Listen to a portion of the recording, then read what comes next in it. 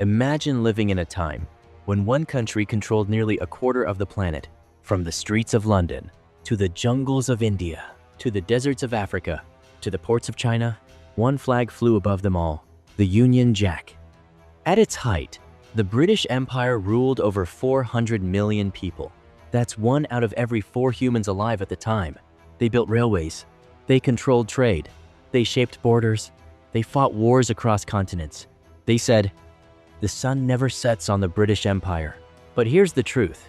Empires don't fall in a single night. They decay from within. They bleed from wars. They crumble under ambition.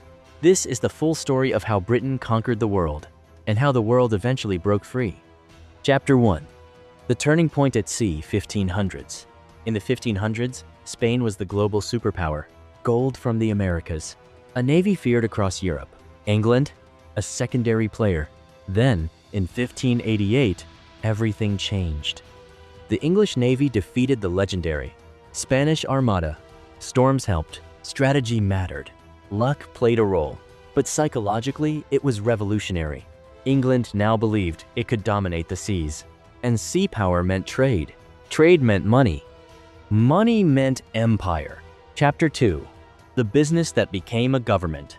In 1600, Queen Elizabeth I granted a royal charter to the Math East India Company. It started as a corporation, not an army, not a government, a company. But this company would mint its own currency, maintain its own army, negotiate treaties, overthrow rulers. No corporation in history has ever held that level of power.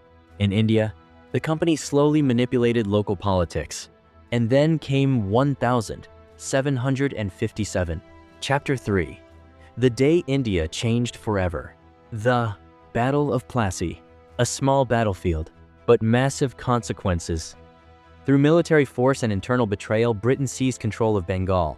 India wasn't just land. It was wealth, textiles, agriculture, taxes. India funded the expansion of the empire, but control breeds resentment, and resentment eventually explodes. Chapter 4. America breaks away. Meanwhile, across the Atlantic, British colonies in North America were growing fast, but heavy taxation after war debts triggered outrage. In 1775, revolution began. By 1783, Britain recognized U.S. independence. This could have destroyed the empire, but instead, Britain pivoted. They expanded further into Asia and Africa.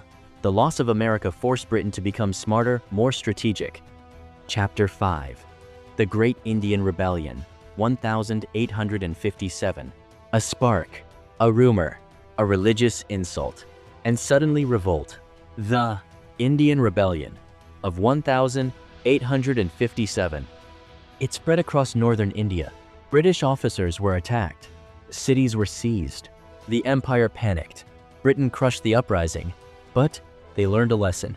Corporate rule was too dangerous. India would now be ruled directly by the crown. The British Raj had begun. Chapter 6. The empire at its absolute peak.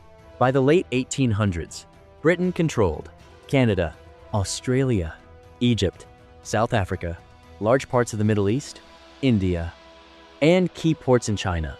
Nearly 25% of Earth's landmass.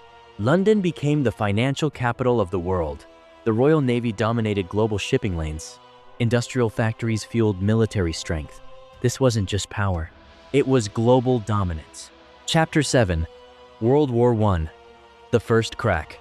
In 1914, Europe exploded into World War I. Britain mobilized troops from across its empire. Indian soldiers fought in Europe. African soldiers fought in the Middle East. Millions died. Britain won, but victory came at enormous cost. Debt to the United States skyrocketed, and for the first time, America emerged as a financial superpower. The balance of power was shifting. Chapter 8. World War II. The breaking point. Then came World War II. Nazi Germany, under Adolf Hitler, conquered much of Europe. Britain stood nearly alone in 1940. Prime Minister Winston Churchill vowed resistance. London was bombed. The economy drained. The empire overstretched. The war ended in Allied victory, but Britain was financially shattered. The US and Soviet Union were now superpowers. The empire could not sustain itself. Chapter 9. The Collapse of Colonial Rule. In 1947, India gained independence.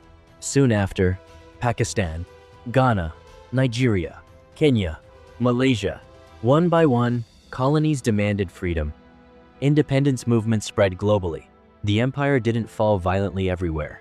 It dissolved, gradually, but irreversibly. Final chapter, the last symbol, 1997. In 1997, Britain handed over Hong Kong to China. It was peaceful, but symbolic. The empire that once ruled continents now governed only a small island nation. The British Empire reshaped. Global trade waste. Modern borders, political systems, language distribution cost, military alliances. English became a global language. Financial systems mirrored London's model. Legal frameworks were exported worldwide, but so were exploitation, famine, cultural suppression, conflict, empire bro infrastructure, but also inequality.